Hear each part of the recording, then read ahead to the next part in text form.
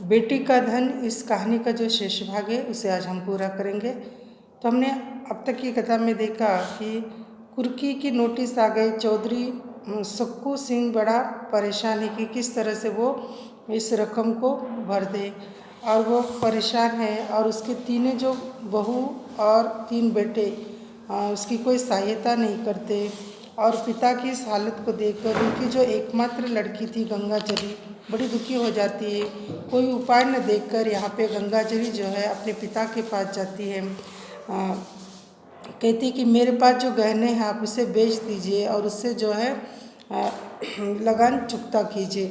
तो पिता कहते हैं कि अगर मैं तुम्हारे गहने लूँगा तो बिरादरी में मैं मुँह नहीं दिखा पाऊँगा। ब्याह होने के बाद बेटी के घर का जल और उसके गांव का वृक्ष भी देखना पाप है। ऐसी अवस्था में मैं तुम्हारे गहने नहीं लूँगा, ऐसे यहाँ पर पिता कहता है। लेकिन गंगाजली कहती है कि आपके पास तो कोई उपाय नहीं है। तो कोई उपाय नहीं है, अंत में हमारे पास इतनी संपत्ति नहीं कि हम क्या करें। तो ये एक उपाय बचा है और इसे लेकर बेच दीजिए और जितनी भी लगान है वो आप चुकता कीजिए। यहाँ पे जो है चौधरी सुक्कू सिंह जो है बड़ा विवश हो जाता है और कोई उपाय न जानकर अंत में जो है गंगाजली के गहने लेकर वो जो है चला जाता है। रात का समय था। बेतवा नदी के किनारे किनारे मार्ग को छोड़कर सुक्कू चौधरी गहनों की गट्टी कांख में दबाए चुपके चुपके चल रहा था, मानो पाप की गट्टी लिए वो जा रहा है। जब वह झगड़ू साहू के घर पहुंचा तो आंखें खूब साफ थी। उसे बोध हो रहा था कि वो रो रहा है, लेकिन झगड़ू साहू धागे की कमानी की एक मोटी ऐनक लगाए बही खाता फैलाए हुक्का पीते हुए वहाँ पर थे। दीपक के धुंधले प्रकाश में वो अर्थों को देख रहे थे। उसी समय में जो है सुक्कू वहाँ पर गया और उसने कहा जय वहाँ पे जाकर सुक्कू से बातचीत करता है। सुक्कू कहता है बातचीत करता है। झगड़ू साहू कहता है कि रुपयों का कुछ बंदोबस्त हुआ? तो कहता है कोई बंदोबस्त नहीं हुआ। क्या तुम्हारे बेटे और बहू ने कोई तुम्हारी सहायता नहीं की? वो कहता है नहीं, उन्होंने कोई सहायता नहीं की। चौधरी का रंग बदलने लगा। साहू जी, रुपया होता तो किस बात की चिंता, तुमसे कौन छुपाए? आज 3 दिन से घर में चूल्हा भी नहीं जला और अब तो तुम्हारे बसाई बसूंगा। ठाकुर साहब ने तो उजाड़ने में कोई कसर नहीं छोड़ी। झगड़ू साहू जीतन सिंह को खुश रखना चाहता था।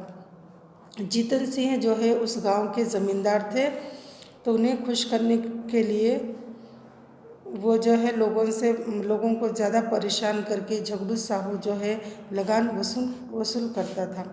तो यहाँ जो है कोई अंतिम उपाय न देखकर चौधरी सक्कू साहू ने कहा कि मेरे पास अभी कोई उपाय नहीं है, तो मुझे जो है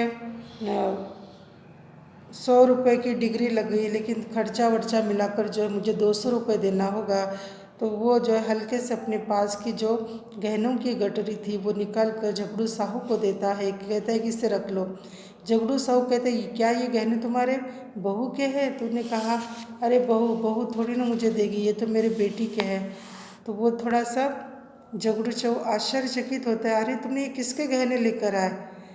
मेरे बेटी गंगाजली के। वो स्तंभित हो गया, अरे रे राम, तुमने ये क्या कर दिया? शास्त्रों में कहा गया है कि जिस गांव में हमने बेटी को बाया है उस गांव के पेड़ देखना भी मना है, और तुमने उसी के गहने लेकर आ गए। न जाने, उसने कहा। चौधरी ने दीर्घ निश्वास छोड़कर करुण स्वर में कहा, न जाने नारायण कब मौत देंगे। भाई की 3 लड़कियों का मैंने ब्याह किया, लेकिन कभी भूलकर भी उनके द्वार पर मैं नहीं गया। लेकिन आज परिस्थिति इतनी खराब है कि मुझे अपने ही बेटी के गहनों बेचकर जो है लगान चुकता करना पड़ रहा है। झगड़ू साहू जो है पूरे गांव में जो है क्या कहते हैं बड़ी उसकी बदनामी थी कि वो आदमी बिल्कुल अच्छा नहीं है। लोग उसकी निंदा करते थे, कोई उसके लिए अच्छा बोलता नहीं था। और चौधरी सक्कू के लिए सभी लोगों के मन में बड़ा आदर था लेकिन सभी इतना बदनाम व्यक्ति झगड़ू साहू था, लेकिन आज उसमें भी कहीं से इंसानियत जाग पड़ी। उसने कहा कि तुम्हारी बेटी क्या और मेरी बेटी क्या, तुमने ये गहने लाकर बड़ा बुरा काम किया। मैं तुम्हें पैसे देता हूँ, ये गहने बेटी के ही रख दो। और वो जो है पैसे देता है झगड़ू साहू, जो सारे गांव में बदनाम था, जिसकी खुद सुक्खू चौधरी ने भी बहुत बार हाकिमों से शिकायत की थी, लेकिन वही झगड़ू साहू आज साक्षात जो है भगवान कृष्ण की मूर्त जो है वहाँ पे लग रहा था। और झगड़ू साहू ने उसे कोई गहने नहीं लिए और 200 रुपये दिए, और उसके अंतकरण में जो है एक ममता जागी या एक करुण भाव जागा, एक इंसानियत जागी कि उसने कहा तुम्हारी बेटी क्या मेरी बेटी क्या, उसके गहने बेचना तो अपराध है, पाप है, देवता भी हमें कभी माफ़ नहीं करेगी। और चौधरी पर इस सहानुभूति का इतना असर पड़ा, वो ज़ोर ज़ोर से रोने लगा और उसे लगा कि सामने बैठा हुआ झगड़ू साहू नहीं बल्कि एक कृष्ण भगवान की जो मूर्त है जो सामने विराजमान है, वही झगड़ू साहू जो सारे गांव में बदनाम था, जिसकी उसने खुद कई बार हाकिमों से जो है शिकायत की थी। आज वह साक्षात जो है देवता लग रहा था।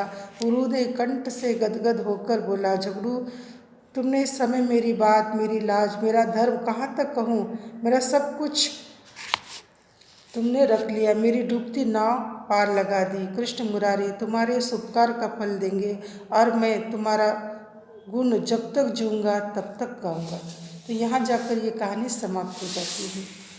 तो बेटी का धन, तो बेटी का जो धन था, जो उसके गहने थे, उसको ही मिलने चाहिए। ब्याह होने के बाद वो यहीं पड़ती, उसका गोना नहीं हुआ, उसको जो उसकी विदाई नहीं हुई थी, विदाई के समय तो गहने लगेंगे और बेटी के थे, इसलिए जो है झगड़ू साहू के हृदय में जो है बेटी के लिए भी प्यार था। वो ऊपरी तौर से कितना भी निष्ठुर क्यों न हो, कितना भी कपटी क्यों न हो, लेकिन उसके अंतकरण में भी एक इंसानियत जाग पड़ती है और बिना गहने लिए वो जो है चौधरी सक्कू सिंह की सहायता करता है। इस तरह से यहाँ ये कहानी समाप्त हो जाती है।